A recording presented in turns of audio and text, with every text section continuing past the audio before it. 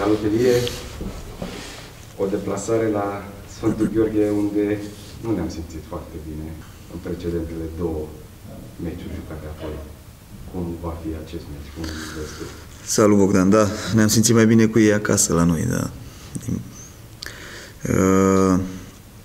Da, ne așteaptă un meci foarte greu, ca toate celelalte. Nu mai există meciuri ușoare.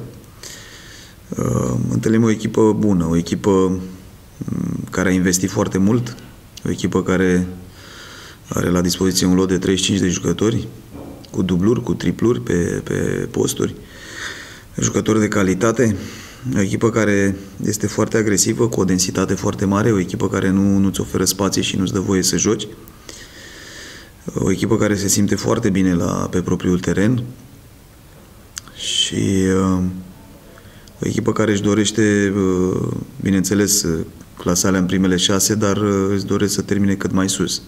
Va fi un meci greu, dar ținând cont că noi venim după două meciuri împotriva unor echipe foarte bune care își doresc câștigarea campionatului, în care n-am pierdut, am luat 4 puncte.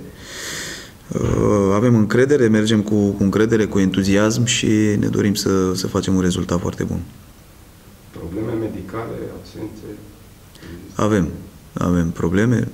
Ăsta este factorul principal.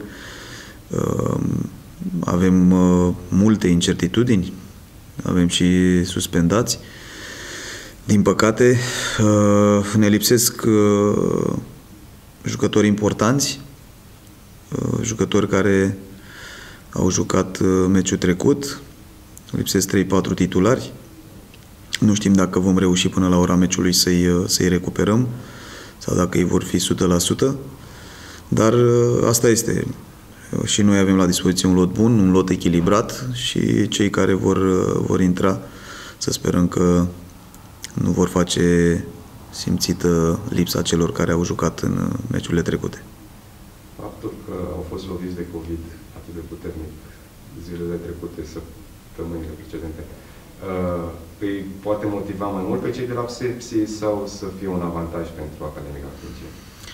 Păi au mai mult de 10 zile, nu? Au mai mult de 10 zile de când au ieșit din carantină, deci au aproape 2 săptămâni de pregătire, inclusiv această săptămână, în care eu zic că s-au pus destul de bine la punct din punct de vedere fizic, să zicem, pentru că asta practic le lipsește, că calitate au. Nu e un avantaj în momentul de față, nu este niciun avantaj. Ei arată bine din punct de vedere fizic, neșansa, să zicem, sau gestionarea unei faze la FC Argeș a făcut să nu câștige cele 3 puncte, dar ei au arătat și la Pitești că sunt o echipă destul de echilibrată, nu destul, foarte echilibrată. Te așteptai să fie atât de strâns campionatul de la locul 4 până la locul 12-13? Nu, sincer nu mă așteptam. Nu mă așteptam, dar iată că e foarte comprimat. Distanța este foarte mică, așa cum spui și tu. Oricând cu 1-2 meciuri pierdute poți ajunge la jumătatea clasamentului sau chiar te poți lupta pentru evitarea retrogradării, sau cu 2-3 meciuri câștigate poți să fii în primele 6. Se joacă până la final, din punctul meu de vedere, nu este nimic decis.